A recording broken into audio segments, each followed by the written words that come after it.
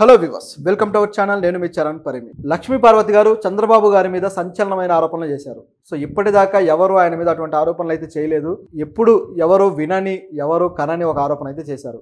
అసలు ఆమె నుంచి ఇలాంటి ఆరోపణలు వస్తుందని ఎవరు ఎక్స్పెక్ట్ కూడా చేయలేదు. ఇన్ని రోజులు వైసీపీ మీద, అలాగే వైసీపీ నాయకుల మీద టీడీపీ నాయకులు ఎంత దుమ్మెత్తి పోసినా, వాళ్ళకి సంబంధించిన ఏ విషయాలు బయటకు తీసుకొచ్చినా ఇప్పటిదాకా లక్ష్మీ పార్వతి గారు బయటకు వచ్చి స్టేట్మెంట్లు ఇవ్వలేదు. మామూలుగానే చంద్రబాబు గారు అంటే ఆవిడ ఒంటికాల మీద లేచి వస్తారు. ఆయన చేసిన గత విషయాలు కావచ్చు, గత ప్రభుత్వాల్లో జరిగినవి కావచ్చు, అలాగే ఎన్టీఆర్ గారి హయాంలో జరిగినవి కావచ్చు, ప్రతిదీ కూడా సందర్భాన్ని బట్టి ఆవిడ పూసుకొచ్చినట్టు చెప్తుంటారు. నిజానికి ఆవిడ మంచి రచయిత్రి కాబట్టి ఆవిడకి ఆ చెప్పే నేర్పు కానీ ఇవన్నీ బాగుంటాయి. సో చాలా నైస్గా ఆవిడ ఆ విషయాన్ని ఎక్స్ప్లెయిన్ చేస్తుంటారు. అదే తరహాలో ఇప్పుడు కూడా కొన్ని విషయాలు అయితే చెప్పారు. ఇవి బాగా ఆసక్తికరంగా ఉన్నాయి. నిజం చెప్పాలంటే కొద్దిగా అభ్యంతరకరంగా కూడా ఉన్నాయి. ఎందుకంటే అటువంటి వ్యాఖ్యలు ఆవిడ చేశారు. సో వాటిలో నిజానిజాల వైపు మనం వెళ్ళలేం. కానీ మామూలుగా అసలు ఆవిడ ఏం చెప్పింది అనేది మాట్లాడి చూస్తే, ఈ లడ్డు విషయం ఎప్పుడైతే స్టార్ట్ అయిందో, టీటీడీకి సంబంధించి ఆ లడ్డూలో నెయ్యి కల్తీ అయిందని చెప్పేసి ఇది పెద్ద రచ్చగా తయారైంది. వైసీపీ మీద విపరీతమైన విమర్శలు వస్తున్నాయి. ముఖ్యంగా జగన్ మతానికి సంబంధించిన విమర్శలు పెరుగుతూ ఉన్నాయి. ఇప్పటిదాకా ప్రభుత్వ పరిపాలన విమర్శలు నిన్నటిదాకా జరిగాయి. నిన్నటి నుంచి ఒక్కసారిగా ఆ స్టెప్ మార్చుకొని మతానికి సంబంధించిన విమర్శలు మొదలయ్యాయి. దానికి తగ్గట్టుగానే ప్రభుత్వం నుంచి కూడా కొంతమంది మతానికి సంబంధించిన కలరింగ్ ఇస్తూ పోతున్నారు. అంటే ఎవరైతే ప్రభుత్వ అధికారులు ఉన్నారో వీళ్ళంతా కూడా ధర్మారెడ్డి గారి మీద ఆల్రెడీ గతంలోనే ఆయన క్రిస్టియన్ అని చెప్పేసి వ్యాఖ్యలు చేయడాలు అవన్నీ జరిగాయి. దాంతోపాటు ఇప్పుడు పవన్ కళ్యాణ్ గారి దీక్ష కావచ్చు, ఈ టైప్లో మతపరమైన పులుముకుంటూ ఉంటే ఒక్కసారిగా రియాక్ట్ అయ్యారు లక్ష్మీ పార్వతి గారు. ఆవిడ వైసీపీలో కీలకమైన నేత, వైసీపీ నుంచి చాలా కొన్ని పదవులు, అంటే నామినేటెడ్ పదవులు కూడా చూసిన వ్యక్తి. ఆవిడ రియాక్షన్ ఇప్పుడు ఎలా ఉందంటే చంద్రబాబు గారికి డైరెక్ట్ సెటర్ లాగా ఉంది. ఎప్పుడు కూడా అంటే ఆవిడ చెప్పడం ఏంటంటే, చంద్రబాబు గారు సరైన వ్యక్తి కాదు, ఈ విధంగా వైసీపీ నాయకులకి ఆడవాళ్ళతోటి సంబంధాలు అంటగట్టడాలు, ఇట్లా వాళ్ళు ఏది చేసినా సరే వాళ్ళ వ్యక్తిగత జీవితాల్లోని బయటకు తీసుకొచ్చి రచ్చ చేయడాలు చేస్తూ ఉంటాడు. నిజానికి చంద్రబాబు గారే పెద్ద ఉమనైజర్ అని చెప్పేసి ఒక బాంబు పేల్చారు. ఈ విధంగా మాట్లాడతారని ఎవరు అనుకోలేదు. ఉమనైజర్ అంటే తెలిసిందే కదా, అంటే స్త్రీలోలుడు తెలుగులో చెప్పాలంటే. సో ఇటువంటి మాట ఆయన మీద వాడడం అనేది ఆశ్చర్యకరం. ఎవరు ఇంతవరకు వాడలేదు ఆ విధంగా. ఆయన కూడా ఎప్పుడు ఇటువంటి చిల్లర పనులు, లేకపోతే చిల్లర విషయాల్లో ఆయన ఎప్పుడు వైరల్ అవ్వలేదు, అలా చేసినట్టు కనపడలేదు. మరి ఎందుకు ఈవిడ ఈ విధంగా అన్నారు? సో ఆవిడ ఇంకా ఎక్స్ప్లెయిన్ కూడా చేస్తున్నారనమాట. చంద్రబాబు గారికి ఈ విధమైన ఆడవాళ్ళ పిచ్చి ఉంది. ఎన్టీఆర్ గారు కూడా నాతోటి ఆ రోజులో చెప్పుకొని బాధపడేవారు, ఈ విధంగా ఉన్నాడు చంద్రబాబు అని చెప్పేసి ఆయన బాధపడేవాడంట. అంటే అల్లుడు ఈ విధంగా చేయడం అనేది ఒక మామకి బాధ ఉంటుంది కాబట్టి అలా చెప్పాడు అని చెప్పేసి ఆవిడ అంటున్నారు. ఇది ఎంతవరకు వాస్తవం? ఇది నిరూపించడానికి, లేకపోతే ఇది కన్ఫర్మ్ చేయడానికి ఎన్టీఆర్ గారు లేరు. మరి ఎవరు నిరూపించాలి? మరి ఇంతకాలం ఇది ఎందుకు దాచిపెట్టారు ఈవిడ? ఇప్పుడు ఎందుకు చెప్తున్నారు? అంటే వైసీపీ వాళ్ళ మీద విమర్శలు వస్తే అప్పుడు బయటపడతారా? అంటే ఇది ప్రతి విమర్శల కోసం, రాజకీయ విమర్శ ఏదోటి చేయాలి కాబట్టి మీరు ఇంత తిన్నారంటే లేదు, మీరు ఇంత తిన్నారని నిందలేసుకుంటారు కదా, అదే పద్ధతిలో ఉంది ఇది. సో వాళ్ళ మీద అన్నందుకు తిరిగి అనడానికి ప్రయత్నించినట్టుగా ఉంది, అంతకుమించి మరేమీ కాదు. చంద్రబాబు గారు సీఎం పదవి కోసం ఏవైనా చేయగలడు అనేది అందరికీ తెలిసిందే. ఆయన ఎంతటికైనా ముందుకెళ్తాడు అని. కానీ ఇటువంటి పనుల్లో ఆయన ఎప్పుడు కూడా ఇరుక్కొని, ఎప్పుడు కూడా అవమాన పాలైంది అయితే లేదు. లక్ష్మీ పార్వతి గారు కావాలనే ఆయన క్యారెక్టర్ అసాసినేషన్ చేయడం కోసం ఈ మీద మాట్లాడారేమో అనిపిస్తుంది చూస్తుంటే. ఎందుకంటే ఇప్పటిదాకా జరిగిన వాటిల్లో వైసీపీని ప్రభుత్వ పరిపాలన యాంగిల్లో కాకుండా, ప్రభుత్వం విషయంలో ఇట్లా పరిపాలించారు, లేకపోతే ఈ శాఖలు సరిగ్గా నిర్వర్తించలేదు, లేకపోతే ఇంత అవినీతి జరిగింది, ఇంత స్కామ్ జరిగింది, ఇటువంటివేమీ మాట్లాడట్లేదు. నిజానికి జగన్ గారికి అవినీతి పరుడన్న పేరే ఉంది. అంటే వీళ్ళు టీడీపీ వాళ్ళు ఇచ్చిన పేరు అది. ఆ పేరు పెట్టి ఆయన 16 నెలలు జైల్లో ఉండి ఇవన్నీ జరిగినా సరే ఆయన ప్రభుత్వంలో ఏం స్కాములు జరిగాయి, ఎంత డబ్బు ఆయన తిన్నాడు అనేది ఈ 3 నెలల్లో ఒక్కటి కూడా బయటికి రాలేదు. ఒక్కటి కూడా వీళ్ళు బయట పెట్టలేకపోయారు.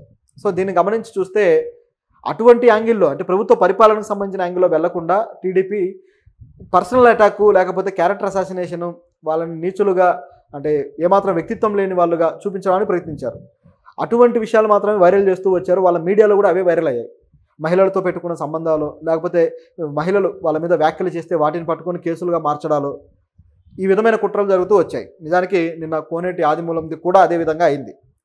ఆవిడ ఆరోపించారు, తర్వాత టెస్టులకేమో వెళ్ళలేదు, వారం రోజులు తటపటాయించి అప్పుడు టెస్టులకు వెళ్ళి అప్పుడు ఏమీ దొరకదులేనేది ఆవిడ అభిప్రాయం. మొత్తానికి ఇప్పుడు చూస్తే 15 రోజుల తర్వాత కేసు లేదు, ఏం లేదు. ఆవిడ కేసు వెనక్కి తీసేసుకున్నారు. సో ఇలా జరిగింది. అంటే దీని వెనకాల కుట్ర ఉందనేది క్లియర్ అయింది కదా. సో అక్కడ ఏదో మొత్తానికి వాళ్ళ మధ్య ప్యాచప్ అయిపోయిందనేది తెలిసిపోతుంది కదా. సో ఇట్లా ప్యాచప్లు ఇటువంటివన్నీ జరుగుతూ వస్తున్నాయి అన్నమాట. సో ఈ కుట్రలు ఎవరు చేస్తున్నారు ఏంటి అనేది రాజకీయ పరంగా అందరికీ అర్థమవుతూనే ఉంది. ఆదిమూలం కూడా ఇప్పుడు ఓకే, మీకు క్లారిటీ వచ్చిందా, నా మీద కుట్ర జరిగిందని చెప్పేసి ఆయన ఇప్పుడు రైజ్ అయ్యాడు. మరి టీడీపీ ఆయన్ని మళ్ళీ తీసుకుంటుందా లేదనే చూడాలి. ఎందుకంటే ఆయన పార్టీ నుంచి సస్పెండ్ చేసింది. సో ఆయన ఇప్పుడు నిరూపించుకున్నట్టు అవుతుంది కాబట్టి మళ్ళీ తీసుకోవచ్చు. లేదంటే ఆ మహిళ చేతే మళ్ళీ స్టేట్మెంట్ కూడా ఇప్పిస్తారనుకోండి, అటువంటిది ఏమీ లేదు, మా మధ్య అండర్స్టాండింగ్ ఉందనో లేకపోతే ఏదో ఒకటి స్టేట్మెంట్ ఇప్పించి ఆయన మళ్ళీ కలుపుకుంటారు. అంటే ఎలా ఉంది అంటే క్యారెక్టర్లు డ్యామేజ్ చేయటము, లేకపోతే క్యారెక్టర్ ప్రజల్లో ఒక తప్పుడు అభిప్రాయం కలిగించి ఇట్లా ప్రజల్లో వాళ్ళ ఇమేజ్ దెబ్బతీయడానికి ట్రై చేస్తూ వెళ్తుంది. దీంతోపాటు ఇక్కడ ఈ విధంగా జరుగుతుంటే ప్రభుత్వ వైఫల్యాలను పట్టించుకోరనేది వీళ్ళ యాంగిల్. ఇప్పుడు అదే స్ట్రాటజీలోకి వైసీపీ తిరిగింది. ఇప్పటిదాకా వైసీపీ మీద ఇటువంటి రాళ్ళు వేస్తూ వచ్చారు, వైసీపీ మీద ఇటువంటివి చేస్తూ వచ్చారు. ఇప్పుడు సడన్గా వైసీపీ ఇదే స్ట్రాటజీలోకి తిరిగింది. అంటే ముళ్ళును ముళ్ళుతోనే తీయాలన్నట్టుగా క్యారెక్టర్ అసాసినేషన్ చేస్తేనే మనకు పని అవుతుంది, మనం దెబ్బ కొట్టగలం అన్నట్లుగా లక్ష్మీపార్వతి గారిని రంగంలోకి దించారు. ఇప్పుడు ఆవిడ ఇటువంటి స్టాండ్ అందుకున్నారు.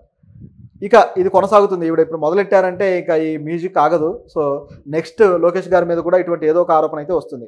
ఆయన మీద ఆల్రెడీ కొన్ని ఆయన చదువుకునే టైంలో స్విమ్మింగ్ పూల్ ఫోటోలు కావచ్చు, ఇటువంటివన్నీ వైరల్ అయ్యి ఆయన మీద ఆల్రెడీ అటువంటి అపవాదం ఉంది. దాన్ని ఇంకాస్త క్యాష్ చేసుకోవడానికి ట్రై చేస్తారు.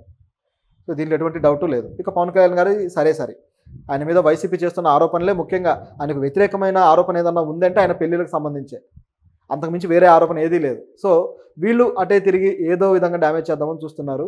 అయితే లక్ష్మీపార్వతి గారి ఆరోపణలో కొన్ని కీలకమైన విషయాలు మరికొన్ని ఉన్నాయి. ఇదైతే మనం పక్కన పెట్టొచ్చు, మరికొన్ని అయితే ఉన్నాయి. అదేంటంటే ముఖ్యంగా ఈ లడ్డు విషయంలో ఆయన చేస్తున్నదంతా కూడా డ్రామా అని చెప్పేసి ఆవిడ చెప్పడం జరిగింది. దానికి ఎగ్జాంపుల్గా ఏం చెప్తున్నారంటే, చంద్రబాబు గారికి దేవుడు అంటే నమ్మకం లేదు, అసెంబ్లీలోనే ఆయన నాకు దేవుడు అంటే నమ్మకం లేదు, నేను కష్టాన్ని నమ్ముతాను, కష్టపడి ప్రజల కోసం పనిచేస్తాను, సో ఇదే నా ఎదుగుదలకి అభివృద్ధికి కారణం అని చెప్పేసి ఆయన చెప్పారు. సో ఆయనకు దేవుడు అంటే నమ్మకం లేదు, కేవలం దేవుణ్ణి ఈ విధంగా అంటే గత ప్రభుత్వాన్ని విమర్శించడానికి, తప్పు పట్టడానికి మాత్రమే వాడుతున్నాడు అని చెప్పేసి ఆవిడ అన్నారు. అది కూడా చాలా వరకు వాస్తవమే. చంద్రబాబు గారికే కాదు, ఆయన గురువు గారికి, రాజగురువు గారు ఎవరైతే ఉన్నారో ఆయన, అలాగే కొంతమంది ఆయన చుట్టూ ఉన్న వ్యక్తులకి దేవుడు అంటే నమ్మకం లేదు నిజంగానే. కాకపోతే వాళ్ళు చేసే రాజకీయంలో మాత్రం దేవుడు ఉంటాడు. ఎందుకంటే గతంలో పుష్కరాలకు సంబంధించి ఆయన చేసిన యాక్టులు కావచ్చు, అలాగే ఇప్పుడు జరుగుతున్నది కావచ్చు, అనేక విషయాల్లో దేవుణ్ణి అడ్డం పెట్టుకొని రాజకీయం చేయడంలో మన దేశంలోని రాజకీయ నాయకులు నేర్పరులు. జగన్ కూడా అటువంటి వాడే, అలాగే బీజేపీ చెప్పేదే కాదు. సో ప్రతి రాజకీయ నాయకుడికి ఇటువంటి స్ట్రాటజీస్ ఉన్నాయి. సో ఇది ఇక్కడ పరిస్థితి. సో అటువంటి మాట ఆవిడ అనడంతో ఇది కొంత గత విషయాలను తవ్వి తీసినట్టుగా ఉంది. అయితే దీంట్లో జగన్ ప్రభుత్వం అధికారంలోకి రాగానే, అంటే జగన్ క్రిస్టియన్ కాబట్టి ఇక మా దేవుళ్ళు, మా సంస్కృతి నాశనం అయిపోతుందని ఒక స్టాండ్ తీసుకోవడం కోసం ఈయన ఈ విధంగా మాట్లాడుతున్నాడు అనేది ఆవిడ ఆరోపణ. సో ఇది ఒక విధమైన ఆరోపణ. అయితే ఇక మరికొన్ని ఆరోపణలు ఏంటంటే, ఏదైతే గుడ్లవల్లేరు కాలేజీలో అమ్మాయిలు సీసీ కెమెరాలు ఉన్నాయని బోరుమని ఏడుస్తూ ఉంటే అటువంటివి ఏమీ లేవని విచారణ జరపకుండానే చంద్రబాబు గారు స్టేట్మెంట్ ఇచ్చారు. సో ఆయన మహిళలకు సంబంధించి ఆయన చేసే పని ఇలా ఉంటుంది, మహిళల మీద ఆయనకి ఏమాత్రం గౌరవం ఉండదు, మహిళల్ని చిన్నచూపు చూస్తాడని చెప్పేసి ఆవిడ పెద్ద బాంబు అయితే పేల్చారు.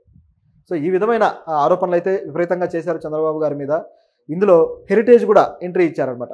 హెరిటేజ్కి లాభం చేకూర్చడానికే ఈ డ్రామా అంతా ఆడుతున్నారు. ఆల్రెడీ విజయ సంస్థని దెబ్బతీశారు. విజయ సంస్థని యాక్చువల్గా చంద్రబాబు హయాంలో దెబ్బతీసి